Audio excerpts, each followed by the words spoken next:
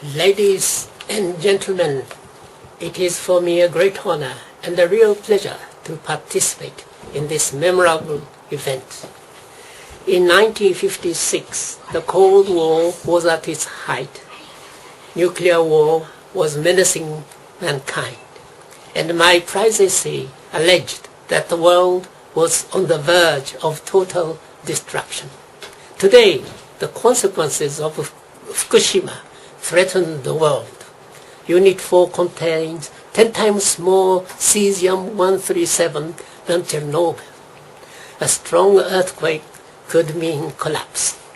The Japanese people realized from experience that nuclear energy generates unacceptable calamities. The collapse of Unit 4 could be one. Japan must assume the historic role of promoting denuclearization, both civilian and military. Ignoring the conditions of the Fukushima, nuclear reactors continue to be promoted at home and abroad. Fukushima must not be forgotten. In the name of the victims and 170,000 refugees, I call for a total ban of nuclear energy.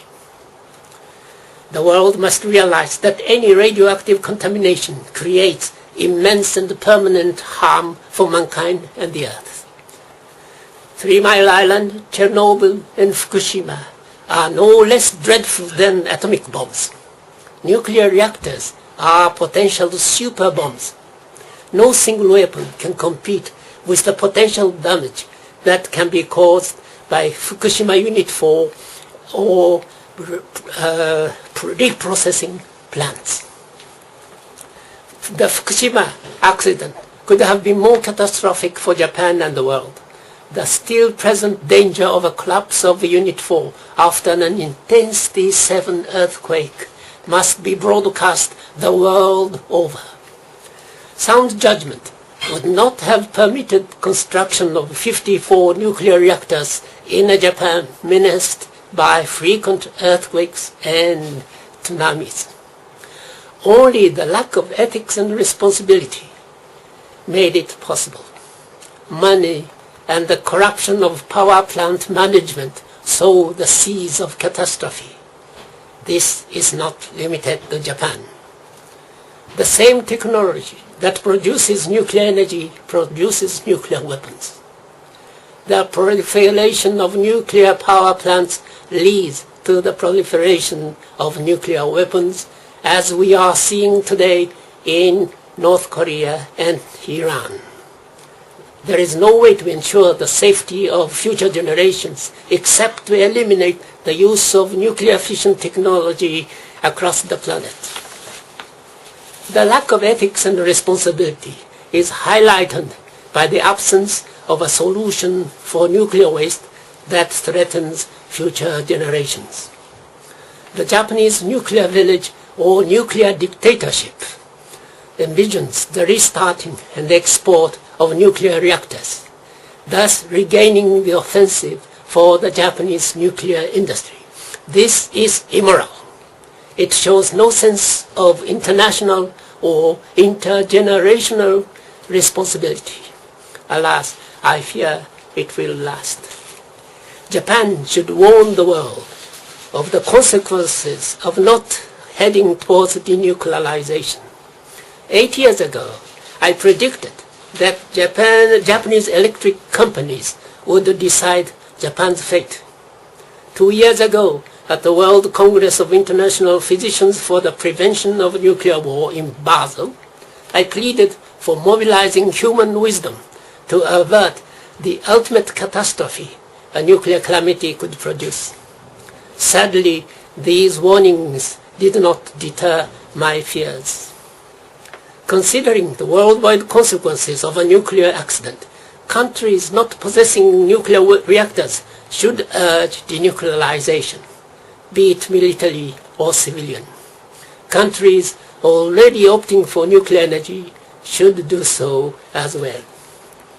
Originally, Japan had a maternal culture characterized by harmony and solidarity. After the Meiji Restoration was introduced to Japan, a paternal culture characterized by competition and confrontation in military form. History shows that paternal cultures end in catastrophe. Fukushima is the result of the supremacy of economy, another form of paternal culture introduced after World War II. The maternal culture of harmony is the remedy for the paternal culture of power. Nuclear accidents cause limitless consequences unacceptable to human society. Fukushima is a reminder that the possibilities of such a disaster should be completely zero.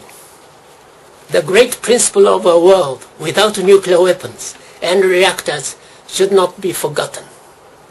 The transition to maternal civilization is a prerequisite for this vision. Today, mankind faces a crisis of civilization. The true cause is lack of ethics. Fundamental ethics would prohibit the abuse and exhaustion of natural resources, leaving permanently poisonous waste and enormous debts in its wake. Global ethics requires maternal culture, respecting the environment and interests of future generations. 3 transitions are necessary. Turn selfishness to solidarity, greed to contentment, and materialism to spiritualism. Natural and renewable energies could amply supply the needs of such a civilization, with a transitional period supplemented by fossil fuels. We must prepare to make the short-term sacrifices in our lifestyles for the long-term safety of mankind and the Earth without nuclear energy. The proposal to hold a United Nations Ethics Summit draws more global attention. The trinity of global ethics, maternal civilization, and true denuclearization should become a reality. President Obama's vision of the world without nuclear weapons needs to become the world without nuclear weapons and nuclear reactors. The UN Ethics Summit is the first concrete step. I ardently hope that President Obama takes the initiative to realize this summit and create an International Day of Global Ethics to serve as a yearly reminder. Initially, controversy over content should be carefully avoided. In concluding, let me say the following. The critical situation at Fukushima requires the mobilization of human wisdom on the widest possible scale. The pressing need for setting up a neutral assessment team as well as an international technical cooperation team is evident.